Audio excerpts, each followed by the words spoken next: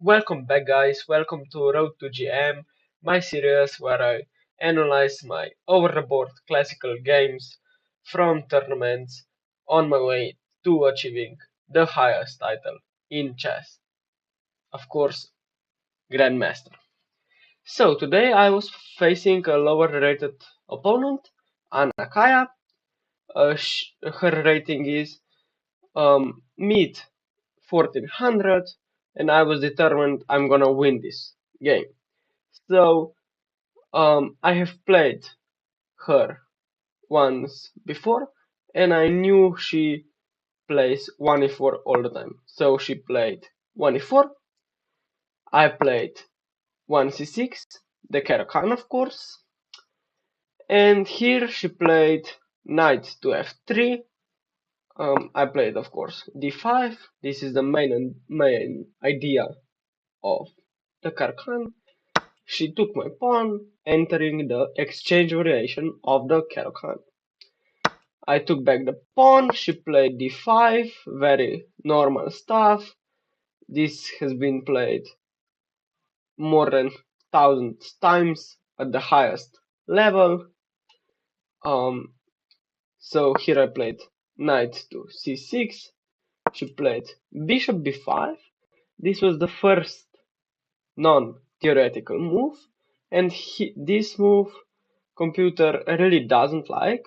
The computer prefers c4 to enter the Panov-Botvinnik attack, which is c4 after the exchange variation, but she played this bishop b5 line, putting pressure on my knight on c6 and creating this pin.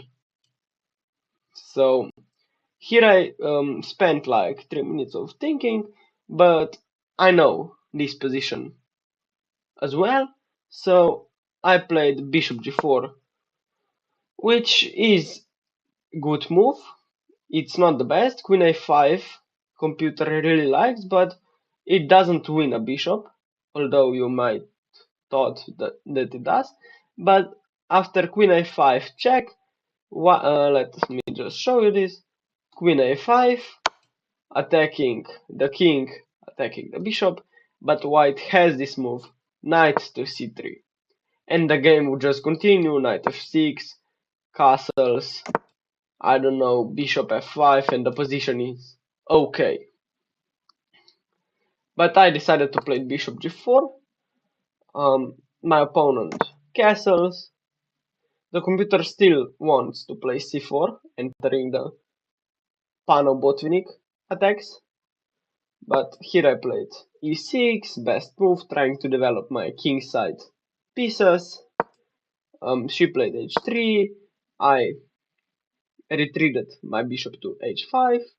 Although here maybe I could play bishop f5, going into this diagonal, but then my opponent could have played knight to e5, putting pressure on my knight. So I decided to play bishop h5.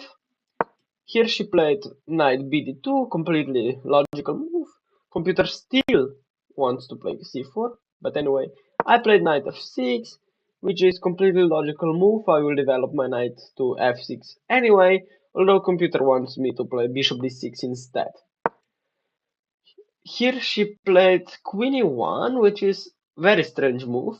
The computer gives it in an inaccuracy, but the idea is to unpin herself, and that she will be able to play knight e5, pressuring my knight on c6. So here I played bishop e7, completely logical move, but computer wants me to play queen b6. Okay, logical, putting pressure on b5 knight. Let me just show this to you. So the computer wants me to play queen to b6, and after this probably black, I mean white needs to play something like a4 or c4, or just take my knight on c6. But anyway, I didn't really consider queen b6. I just wanted to develop my kingside pieces and to develop and to castle then. So here I played bishop e7 as I said, and she played this move knight to e5, putting pressure on my knight. Now it's attacked twice by knight and by bishop, and it's only defended by my b7 pawn. So I need to defend this knight. So I played a rook to c8, completely logical move, putting my rook on the semi-open file, where it will be useful for most of the game.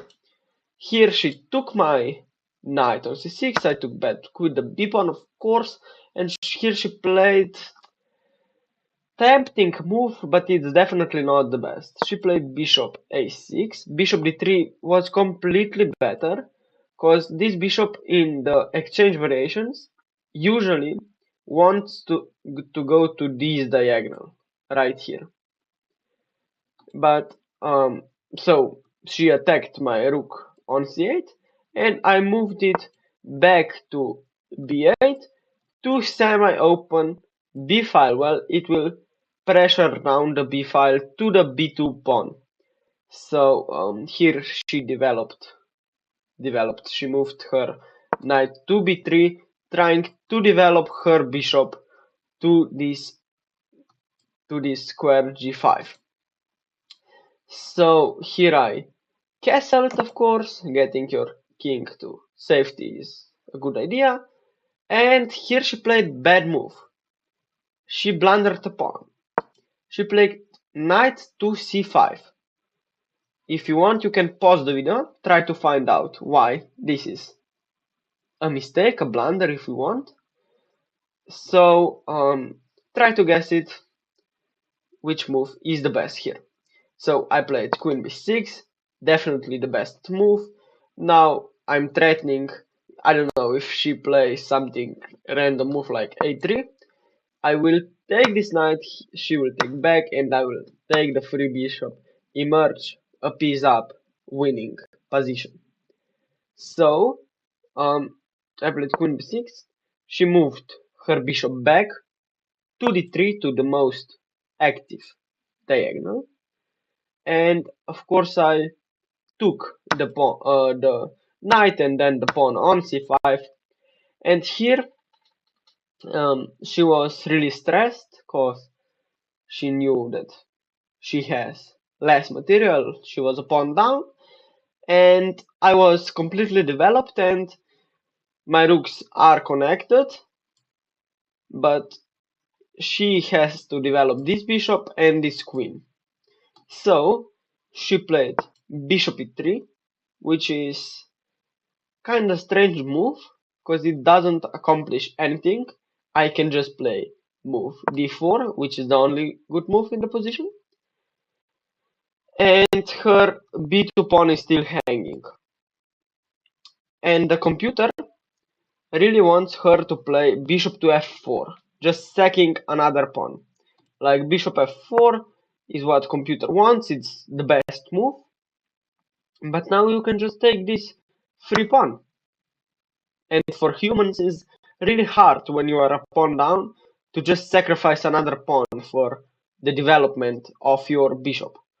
So she, after d4, she didn't play the best move, bishop f4, but she played bishop c1, putting your bishop back to home square, defending the b2 pawn. But that's really passive, and she will have to develop this bishop anyways. So maybe the computer recommendation is of course better, but it's kinda hard to make this decision. Here I just developed my rook to e8, rook f e8. She played b3, trying to put her bishop on b2 or just defending her pawn and then trying to put her bishop on g5 or f4, of course. Bishop on g5, I could just take it, sorry. So here I played e5. I set up a trap, because now for an untrained eye, it looks like bishop g5 is the most active move for white. But then I have this move e4. So she thought for a little bit. She had like 20 minutes up to this point. She was playing really fast, and I had like an hour left. So I was pretty confident. I had an extra pawn, a better position, more time on the clock. So here she played bishop g5, and I was like really shocked that she played bishop g5. And computer says that it's a mistake, but actually it's a blunder. It should have two question marks, because this just blunders a piece straight up. If you want, you can pause the video and try to find how to win a piece with black here. And the move is, of course, e4. I don't know if she just haven't seen this move, or or did she just thought that he can take this knight on f6 and I will take back. But of course I wouldn't. If she takes this knight on f6, I can take the bishop on d3 and open up the attack on the queen on e1. And that's why queen to e1 at the first place here, queen e1 was of course a really dumb move, because if I will eventually open up, because I will play e5 for e4, and I will have my rook on e1 after castling, and I will be extraying this queen. So this was kinda stupid move by her. But anyways, here, I'm sorry, not here, here we are. Bishop g5 and e4 on the board. And here she saw that she cannot take this knight, so she moved back to f4, attacking my rook. And I, of course, took this bishop and opening up the attack on the queen. And she just moved her queen back to c1. And here I sacrificed